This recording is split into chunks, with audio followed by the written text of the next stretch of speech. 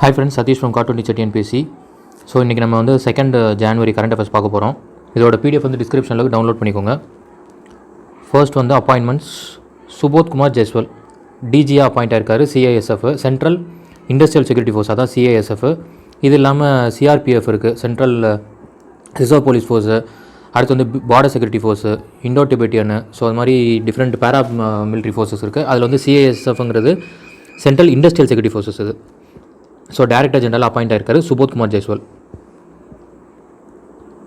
அடுத்த அவார்ட்ஸ் வந்து Vinod Kumar Yadav eminent engineer of the year award வந்து கிடச்சிருக்கு. இது கொடுத்தது யார் அப்படின்னா institution of engineering and technology, IET அப்படின்னு சொல்கிறாங்க. ஸோ அந்த இன்ஸ்டியூஷன் தான் வந்து கொடுத்துருக்காங்க engineer of the year award. So இவர் யார், இந்த வினோத் குமார் யாதவ் அப்படிங்கிறவர் யார் அப்படின்னா former chairman and CEO of railways. So நேற்று தான் நம்ம ரயில்வேஸ்க்கு வந்து அப்பாயின்மெண்ட்ஸ் பார்த்தோம். சுனித் சர்மா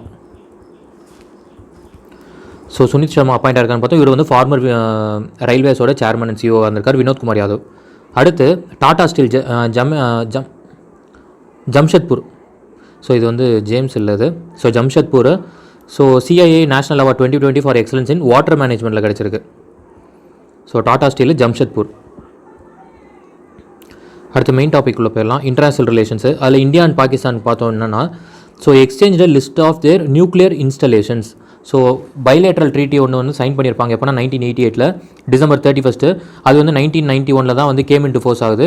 அதன்படி January 1, 1992. ஸோ அப்போ இருந்து வந்து இந்த எக்ஸ்சேஞ்ச் நடந்துகிட்ருக்கு. ஸோ இது வந்து 29th consecutive exchange of the லிஸ்ட்டுன்னு சொல்கிறாங்க. Took place on January 1. So 1992 கொடுத்துட்ருக்காங்க, இந்த மாதிரி எக்ஸ்சேஞ்ச் பண்ணிட்டுருக்காங்க. இது வரைக்கும் இந்த எக்ஸ்சேஞ்ச் வந்து இன்டரப்ட் ஆகவே இல்லை, அப்படியே போயிட்டுருக்கு. ஸோ அடுத்து செகண்ட் வந்து 5 ஐஸ்ங்கிறது நம்ம நவம்பர் மந்த்லேயே பார்த்தோம், டிசம்பர் மந்த்லேயும் பார்த்தோம். ஸோ 5 ஐஸ்ங்கிறது என்ன, இன்டெலிஜென்ஸ் ஷேரிங் அலையன்ஸ் தான் அது. ஸோ அது எந்தெந்த கண்ட்ரி அப்படின்னா UK, USA, Australia, Canada and New Zealand. So இப்போ என்ன இருக்குது, 6th வந்து யார் ஜாயின் ஆயிருக்கானா ஜப்பான். அது இல்லாமல் USA வந்து இந்தியாவும் அண்ட் சவுத் கொரியா. ஸோ 2 பேரையும் வந்து கூப்பிட்டுருக்காங்க, இன்வைட் பண்ணியிருக்காங்க. பட் இன்னும் நம்ம வந்து அஃபிஷியலாக சொல்லலை. பட் இப்போ வந்து ஜப்பான் வந்து ஜாயின் பண்ணியிருக்கு. முக்கியமாக ஜப்பான் ஜாயின் ஆனதுக்கு காரணம் என்னென்னா, to provide key inputs about Uyghurs. So இந்த உய்குர்ஸுங்கிறது வந்து சைனாவில் இருக்கக்கூடியவங்க. அவங்க வந்து சைனா வந்து அந்த கம்யூனிட்டியை சேர்ந்தவங்களை வந்து ரொம்ப வந்து சப்ரஸ் பண்ணுறாங்க. அதுபோல் ஸோ அவங்களுக்கான இதை வந்து மானிட்டர் பண்ண சொல்லி ஜப்பானுக்கு வந்து சொல்லியிருக்காங்க.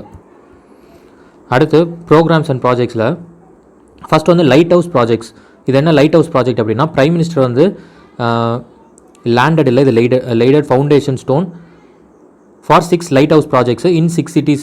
என்னதுன்னா வந்து global housing technology challenge India அப்படின்னு சொல்லி 2019 ஒரு இனிஷியேட்டிவ் வந்து அவங்க ஒரு கான்ஃபரன்ஸ் அட்டன் பேசியிருப்பாங்க. அதுதான் இந்த GHTC, global housing technology challenge India. So இந்த இனிஷியேட்டிவ் படி என்ன பண்ணுறாங்க, ஆல்ரெடி வந்து லிஸ்ட் ஆஃப் கண்ட்ரிஸ் எல்லாம் வந்து ரேங்க் பண்ணி அவங்க கண்ட்ரியில் இருக்கக்கூடிய டெவலப்மெண்ட் ப்ராஜெக்ட்ஸ், அந்த ஹவுசிங் டெவலப்மெண்ட்டில் என்னென்ன டெக்னாலஜி யூஸ் பண்ணுறாங்க, எது பெட்டர்மெண்ட்டாக இருக்குது, எது காஸ்ட் அஃபோர்டபுளாக இருக்குது அப்படின்ற மாதிரிலாம் அனலைஸ் பண்ணி அங்கே வந்து என்ன பண்ணியிருக்காங்க, 3 கண்ட்ரிஸ் வந்து சூஸ் பண்ணியிருக்காங்க, Canada, France and Germany. So இந்த கண்ட்ரியில் ப்ராக்டிஸ் பண்ணுற டெக்னாலஜி அடாப்ட் பண்ணி இந்தியாவில் 6 cities வந்து இந்த ப்ராஜெக்ட் வந்து எஸ்டாப்ளிஷ் பண்ண போகிறாங்க. ஸோ அதில் வந்து தமிழ்நாடு செலக்ட் ஆயிருக்கு, அதில் சென்னை, குறிப்பாக பெரும்பாக்கம், ஸோ இங்கே பண்ண போகிறாங்க. அடுத்து இண்டோர் மத்திய பிரதேஷில், Rajkot Gujarat, Ranchi Jharkhand, Agartala Tripura and Lucknow UP. So இந்த 6 cities வந்து இந்த ப்ராஜெக்ட் வந்து ஸ்டார்ட் பண்ண போகிறாங்க. 1000 houses மினிமம் வந்து அதில் கட்டுற மாதிரி பிளானிங் இதில் இந்த லைட் ஹவுஸ் ப்ராஜெக்ட்ஸ் யூஸ் பண்ணி. அடுத்து எத்தனால் பிளான்ட் சத்தீஸ்கரில் வந்து சைன் பண்ணியிருக்காங்க. என்னென்னா இதுதான் வந்து இந்தியாவிலே ஃபஸ்ட்டுன்னு சொல்கிறாங்க. அண்டர் PPP மாடலில், பப்ளிக் ப்ரைவேட் பார்ட்னர்ஷிப் மாடலில் இந்த பிளான்ட் எஸ்டாப்ளிஷ் பண்ணுறாங்க சத்தீஸ்கரில். First ethanol plant. So defence ஸ்கைரோஸ்ன்றது என்ன, ஸ்கைன்னு வச்சு நம்ம ஈஸியாக வந்து தெரிஞ்சுக்கலாம். இது வந்து ஒரு ஏர்ஃபோர்ஸ் உடைய எக்ஸசைஸ்ன்னு. ஸோ யாருக்குன்னா India and France. So India and ஃப்ரான்ஸுக்குள்ள ஒரு எக்ஸசைஸ் தான் இது.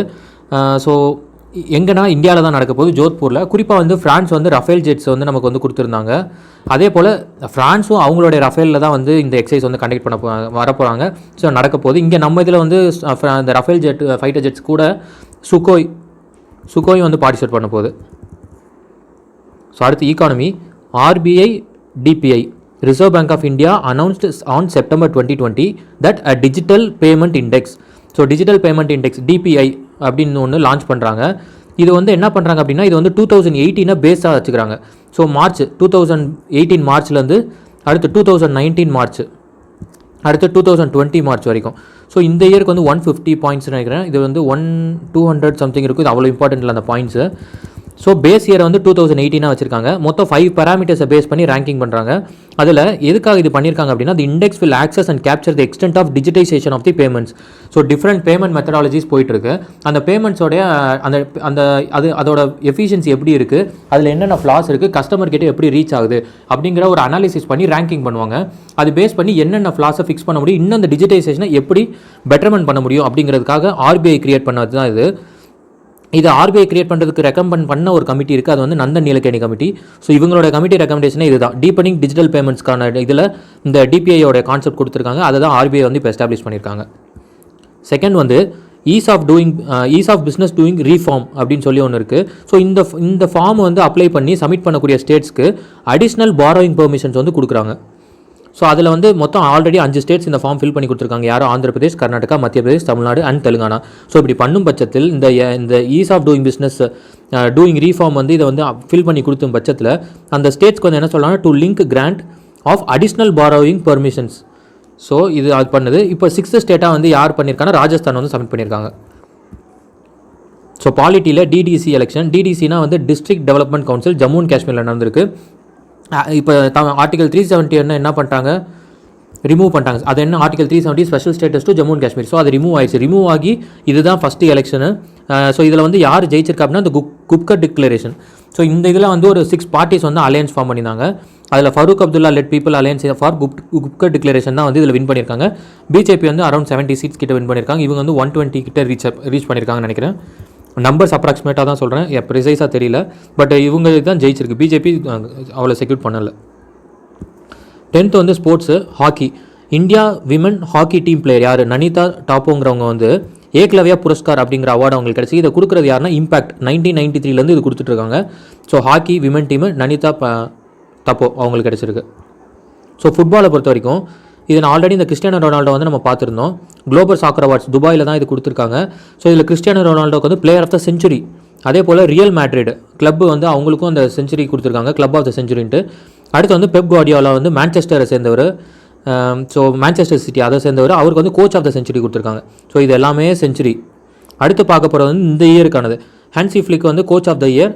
அப்புறம் வந்து இவர் இந்த கோச் வந்து இவர் எதோட கிளப்போட கோச்னா இந்த கீழே இருக்குதா பயன் மியூனிக் அப்படிங்கிற. ஸோ அந்த கிளப்போட கோச் தான் அவர். So club of the year வந்து பயன் மியூனிக் அதுக்கு தான் வந்து கிடச்சிருக்கு. So 12th space wood satellite. So world first satellite made up of wood. So 2023 வந்து அதை வந்து லான்ச் பண்ண போகிறாங்க. யார் அப்படின்னா ஜப்பான். அவங்க என்ன சொல்கிறாங்க அப்படின்னா இது வந்து பேர்ன் ஆனால் கூட அதில் வந்து ஹார்ம்ஃபுல் சப்ஸ்டன்சஸ் வந்து எமிட் ஆகாது, அட்மாஸ்பியரை ஒன்றும் பாதிப்பாக்காது அப்படின்றது சொல்லியிருக்காங்க. ஸோ வுட் சேட்டிலைட் வந்து அனுப்புறதா பிளான் பண்ணிட்டு இருக்காங்க ஜப்பான் பை 2023. அடுத்து என்ன 13 Pfizer vaccine.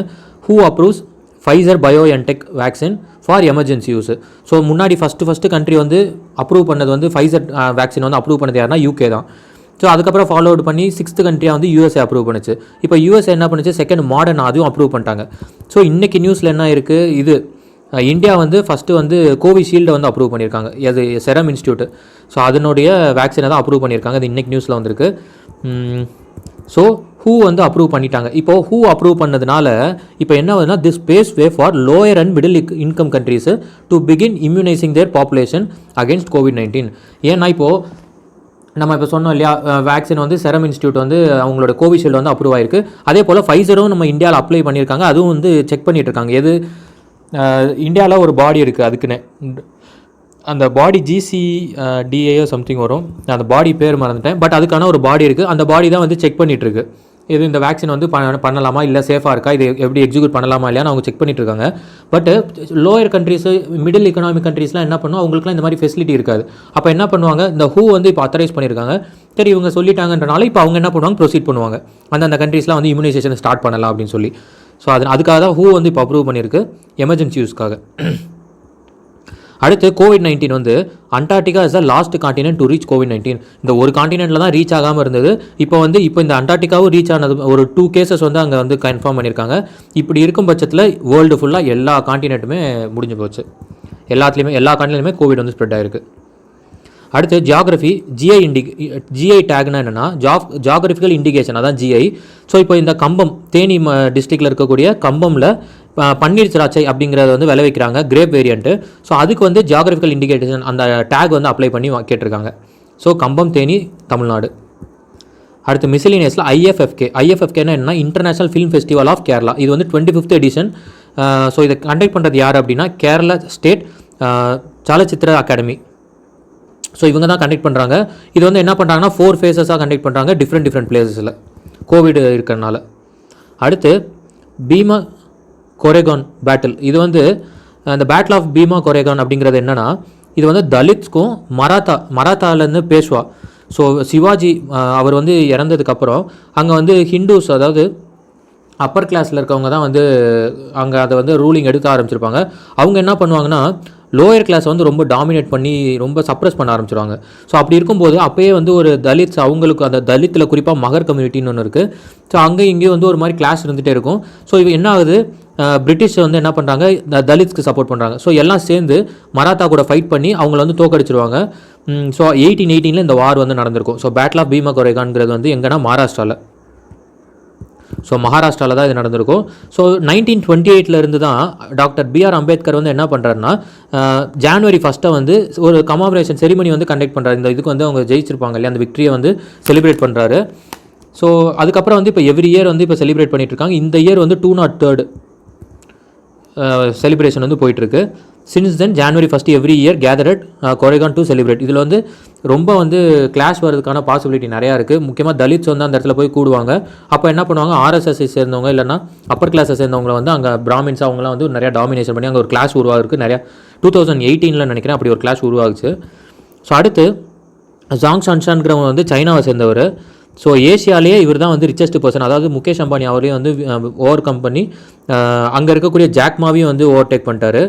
So beverage company ஒன்று வச்சிருக்காரு. ஸோ இவர் தான் வந்து இப்போ என்னன்னா became the richest person in Asia. So அடுத்து என்ன, தமிழ்நாடை பொறுத்த வரைக்கும் வேர்ல்டு தமிழ் எக்கனாமிக் கான்ஃபரன்ஸ் வந்து 7th world Tamil economic conference and virtual global submit. இதை வந்து ஆர்கனைஸ் பண்ணுறது யார், அதை இனாகிரேட் பண்ணி வச்சது யார் அப்படின்னா புதுச்சேரி சீஃப் மினிஸ்டர் நாராயணசாமி அவர்கள் தான் வந்து இதை இனாகிரேட் பண்ணி வச்சிருக்காரு. இதை ஆர்கனைஸ் பண்ணது யார் அப்படின்னா வேர்ல்டு தமிழ் எக்கனாமிக் ஃபவுண்டேஷன். இவங்க தான் இதை ஆர்கனைஸ் பண்ணியிருக்காங்க. So 7th world Tamil economic conference. Okay, இந்த கரண்ட் அஃபேர் முடிஞ்சிருச்சு. நேற்று என்ன கொஸ்டின் கேட்டிருந்தேன், what percentage was announce by the revenue department that the eligible GST tax payers must at least pay in கேஷாக வந்து ஜிஎஸ்டி எலிஜிபிள் டேக்ஸ் பேயர்ஸ் வந்து பே பண்ணணும், குறிப்பிட்ட பர்சன்டேஜாவது மினிமம் பே பண்ணணும் அப்படி சொல்லியிருக்காங்க. அதோட ஆன்சர் என்னன்னா 1%. இன்றைக்கி கொஸ்டின் என்னன்னா, who has been appointed as the 50th chief justice of Madras high court. So S Bhaskaran, அடுத்து பி வந்து ஏபி சாஹி, சி வந்து சஞ்சீவ் பானர்ஜி அண்ட் டி வந்து முத்துகிருஷ்ண சுவாமி ஐயர். ஸோ இதில் கரெக்டான ஆன்சர் வந்து கமெண்ட் பண்ணுங்கள். நாளைக்கு குரூப் 1 எக்ஸாம் எழுத போகிறவங்களுக்கு வந்து ஆல் தி பெஸ்ட். கொஞ்சம் சீக்கிரமாகவே போயிருங்க, சாப்பிடாமல் போகாதீங்க. 3வது வந்து புதுசாக எதுவும் படிக்காதீங்க, ஃப்ரெஷ்ஷாக இருங்க. மார்னிங் பாசிபிலிட்டி இருந்தால் ஒரு 15 minutes மெடிடேஷன் பண்ணிட்டு போங்க. சாப்பிடாம மட்டும் போயிடாதீங்க. ஏன்னா இந்த டைம் வந்து ஹவர்ஸ் மாற்றிட்டாங்க. கிட்டத்தட்ட ஒரு 4.5 hours கிட்ட நெருக்கி வந்து நம்ம உட்கார வேண்டியிருக்கும். ஸோ அதனால் வந்து எதுவும் பண்ணாதீங்க, சாப்பிடாமல் போயிடாதீங்க. வேறு என்ன, பதட்டப்படாதீங்க, கேஷுவலாக போய் எழுதிட்டு வாங்க, அவ்வளோதான். So thank you, all the best.